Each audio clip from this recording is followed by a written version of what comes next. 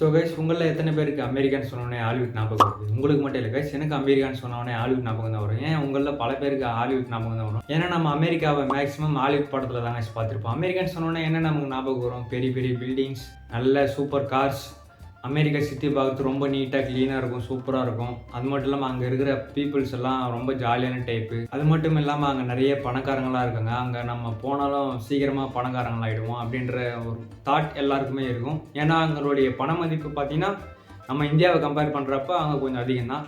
அங்கே $1 இங்கே நமக்கு 84 ரூபாய் அந்த மாதிரி வரும் கைஸ். ஸோ ஏன்டா இவன் சம்மந்தம் இல்லாமல் இதெல்லாம் சொல்லியிருக்காங்கன்னு பார்த்தீங்களா? ஆமாம் கைஸ், நம்ம அமெரிக்காவை பற்றி இதே மட்டும் தான் நம்ம நினச்சிட்டு இருக்கோம். அமெரிக்காவுக்கு இன்னொரு முகமும் இருக்குது. அது என்னன்னு சொல்லிட்டு நான் ஒன்று சொல்லிட்டு வரேன் கைஸ். ஃபஸ்ட்டு வந்து பார்த்தீங்கன்னா இனப்பாகுபாடுன்னு சொன்னீங்கன்னா எப்படின்னு கேட்டிங்கன்னா, நம்ம ஊரில் எப்படி இப்போ ஹை கேஸ்ட் லோ கேஸ்ட்டுன்றமோ அதே மாதிரி அமெரிக்காலே இருக்குது guys, high caste low caste. So இப்போது யாரெல்லாம் லோ கேஸ்ட்டுன்னு சொல்லிட்டு அங்கே நான் பிரிச்சிருக்காங்க நான் சொல்கிறேன். நான் படித்தது தான் guys. So first of all பார்த்தீங்கன்னா ஆப்பிரிக்க அமெரிக்கர்கள், அதுக்கப்புறம் பழங்குடி அமெரிக்கர்கள், இவங்க எல்லாம் பார்த்தீங்கன்னா அங்கே கொஞ்சம் தாழ்வாகவே பார்த்தாங்க கைஸ். ஏன்னா இப்போ அவங்களே பிரிச்சுட்டாங்க white people, black people maximum வந்து அவங்க அடிமைத்தனமாகவே பார்த்துருக்காங்க கைஸ். அதுக்கான வரலாறுலாம் கூட இருக்குது. அது மட்டும் இல்லாமல் பிளாக் பீப்புள்ஸை வந்து நல்ல ஒரு குற்றவாளியாகவே பார்ப்பாங்க கைஸ். அவங்கள ஒரு அக்யூஸ்டாகவும் பார்ப்பாங்க. அவங்க மேலே அதிகமாக ரெஸ்பெக்டே இருக்காது. இப்போ கொஞ்சமாக மாறிட்டு இருக்குன்னு நான் நம்புகிறேன் கைஸ். ஸோ அது மட்டும் இல்லாமல் பிளாக் பீப்புள்ஸை சுத்தமாக அவாய்ட் பண்ண ஆரம்பிச்சிட்டாங்க கைஸ். ஸோ அவங்கக்கிட்ட பேச மாட்டாங்க அதிகமாக. அதே மாதிரி ஃப்ரெண்ட்ஷிப்பும் அந்தளவுக்கு இருக்காது. இவங்கள கொஞ்சம் ஓரங்கட்டியே வைப்பாங்க கைஸ் அந்த ஒயிட் பீப்புள் வந்து பிளாக் பீப்புளை. இப்போ நான் சொல்கிறது எல்லாமே கைஸ் ஒரு குறிப்பிட்ட வருஷங்களுக்கு முன்னாடி. இதெல்லாம் ஒரு ஹிஸ்ட்ரி இருக்குது. அமெரிக்காவுக்கு பின்னாடி இப்படிலாம் ஒரு ஹிஸ்ட்ரி இருக்குது. இந்த மாதிரி ஒதுக்கி வச்சதுக்கான ஹிஸ்ட்ரி இருக்கிறதுனால தான் நான் உங்களுக்கு ரிசர்ச் பண்ணி சொல்கிறேன். ஸோ இது வந்து ஃபஸ்ட்டு கைஸ். ஸோ செகண்டு நம்ம எதை சொல்லலான்னு பார்த்தீங்கன்னா ஏற்றத்தாழ்வு, பண ஏற்றத்தாழ்வு. ஸோ ஏழையாக இருக்கிறவன் இன்னும் ஏழையிலே தான் இருப்பான், பணக்காரனாக இருக்கிறவன் இன்னும் பணக்காரனாக இருப்பான். இங்கே நம்ம ஊரெல்லாம் பார்த்தீங்கன்னா மிடில் கிளாஸ், லோ கிளாஸ், அந்த மாதிரி ஹை கிளாஸ் அந்த மாதிரி இருக்குங்க. ஸோ கொஞ்சம் கேப்பு தான் இருக்கும் மிடில் கிளாஸுக்கும் லோ கிளாஸுக்கும், ஹை கிளாஸுக்கும் மிடில் கிளாஸுக்கும் கொஞ்சம் கேப்பு தான் இருக்கும். ஆனால் அங்கே வந்து பார்த்திங்கன்னா ரொம்ப கேப் இருக்குங்க. ஸோ ஏழையாக இருக்கிறவன் ரொம்ப ஏழையாக இருப்பான், பணக்காரனாக இருக்கிறவன் ரொம்ப பணக்காரனாக இருப்பான். அவங்க 2 பேருக்கு இடையிலான டிஃப்ரென்ஸ் பார்த்திங்கன்னா ரொம்ப அதிகமாக இருக்கும் நம்ம இந்தியாவை கம்பேர் பண்ணுறப்ப.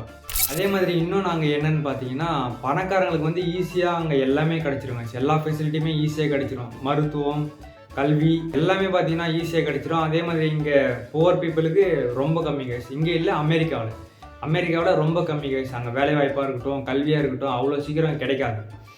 ஏன்னா இப்போது நம்ம ஊர்லேயும் நடக்குது கைஸ். ஸோ அதிக காசு இருக்கிறவங்க பெரிய பெரிய காலேஜில் படிக்கிறதுலாம் இருக்காங்கல்ல, அதே மாதிரி தாங்க. ஸோ அங்கேயும் இந்த மாதிரிலாம் இருக்குது. இதுக்கடுத்து பார்த்தீங்கன்னா குற்றங்கள் அதிகமாக நடக்கிற நாட்டில் அமெரிக்காவும் ஒன்று கைஸ். ஏன்னா அமெரிக்காவில் அதிகமாக குற்றம் நடக்குதுன்னு நம்ம சொல்கிறாங்க கைஸ். அது மட்டும் இல்லாமல் அந்த குற்றங்கள்லாம் யார் அதிகமாக பண்ணுறாங்கன்னு பார்த்தீங்கன்னா பிளாக் பீப்புள்ஸ் தானும் ஒரு ரிப்போர்ட் சொல்கிறாங்க கைஸ். அது எந்தளவுக்கு உண்மைன்னு நமக்கு தெரியல. இதுவும் நான் இன்டர்நெட்டில் பார்த்து படித்தது தான் கைஸ். ஸோ இதுவும் தெரிஞ்சுக்கோங்க. இது மட்டும் இல்லாமல் அதிகமாக கன் யூஸ் பண்ணுற நாடுலேயும் அமெரிக்கா தாங்க முன்னிலையிலே இருக்குது.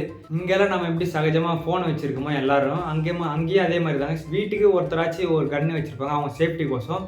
ஸோ நம்ம எல்லாம் இங்கே பிரச்சனை நடக்கும்போது பார்த்தீங்கன்னா நம்ம சாதாரணமாக தான் பேசுவோம். அங்கே எடுத்தோடனே கன்று தான் கைஸ். என்னடா இவன் அங்கெல்லாம் கன்னில் சாதாரணமாக எடுத்து யூஸ் பண்ணுறோன்னு வாய் வந்ததில் சொல்கிறேனே நீங்கள் நினைக்காதீங்க கைஸ். இதெல்லாம் உண்மையாகவே நடக்கும். நம்ம அண்ணன் ரோமிட் சாம் அவங்க வீடியோலாம் நீங்கள் போய் பார்த்தீங்கன்னா தெரியும். அவர் ரீல்ஸு ஸ்டோரிஸில் கூட போடுவாங்க. ஏன் அவருக்கே கூட ஒரு சம்பவம் நடந்திருக்கு கைஸ். அவர் கடையில் வேலை செய்யும்போது பார்த்தீங்கன்னா இதே மாதிரி தாங்க கன்று வச்சு மிரட்டியிருக்காங்க. நீங்கள் கல்லால் இருக்கிற காசெல்லாம் எடுத்து கொடுங்க இல்லைன்னா நான் ஷூட் பண்ணுறேன். அவரும் பார்த்தீங்கன்னா அப்படியே அசையாமல் அவங்க கேட்ட மாதிரி எடுத்து கொடுத்துட்டாங்க கைஸ். ஏன்னா நம்ம நாட்டில் மாதிரி மிரட்டிட்டில் சும்மா போக மாட்டாங்க கைஸ். எடுத்து கூட எல்லாம் போட்டு தள்ளிட்டு நான் பாட்டு போயினே இருப்பேன் அப்படின்ற மாதிரி தாங்க சங்கலாக இருக்கும். ஒரு விஷயம் இருந்துச்சு அந்த வீடியோ தாங்க நீங்கள் மெமரியில் வந்து நல்லா ஷேர் பண்ணுறேன். அதோ பாருங்கள், நான் ஒரு 7-11 கேஸ் ஸ்டேஷனில் ஒர்க் பண்ணிட்டு இருந்தேன் நைட் ஷிஃப்ட்டில். இது வந்து நைட் ஒரு 12 2 பசங்க வந்தாங்க ராபரி. கையில் கன்று இருக்குது. இந்த ஆங்கிளில் கன்று உங்களுக்கு தெரியுதான்னு தெரியல. ரைட் ஹேண்டில் வெளில ஒருத்தன் கதவு திறந்து ரெடியாக இருக்கான். வந்தாங்க, கண்ணை காட்டினாங்க. உள்ளே இருந்த 3 கஸ்டமர் தெரிச்சு ஓடிட்டாங்க பின்னாடி. இதை பாருங்கள், கல்லால் இருக்குது. கொஞ்சம் தான் காசு போடணும் நைட் ஷிஃப்ட்டில். ஸோ அதனால் இருக்கிற காசு வாங்கிட்டு ஓடிட்டாங்க. இது வந்து அமெரிக்காவில் சாதாரணமாக நடக்கிற விஷயம். ஸோ இது மட்டும் இல்லை கைஸ், அமெரிக்காவில் பார்த்தீங்கன்னா ஏரியா 51 ஒரு இடம் இருக்குது. அந்த இடத்த பற்றி தனி ஒரு வீடியோவே நிறைய பேர் போட்டுட்டு இருப்பாங்க. அந்த இடத்துல பார்த்தீங்கன்னா இல்லீகலாக நிறைய விஷயம் நடக்குதுன்னு சொல்கிறாங்க. இல்லை ஏலியன் சம்மந்தப்பட்ட விஷயங்களும் நிறையா அந்த ஏரியா 51 நடக்குதுன்னு சொல்கிறாங்க. எனக்கும் அந்த ஏரியா 51 மேலே நிறைய நம்பிக்கையில் இருக்குது கைஸ். அங்கே ஒரு ஏலியன் இருக்குன்னு கூட நான் நம்புகிறேன்.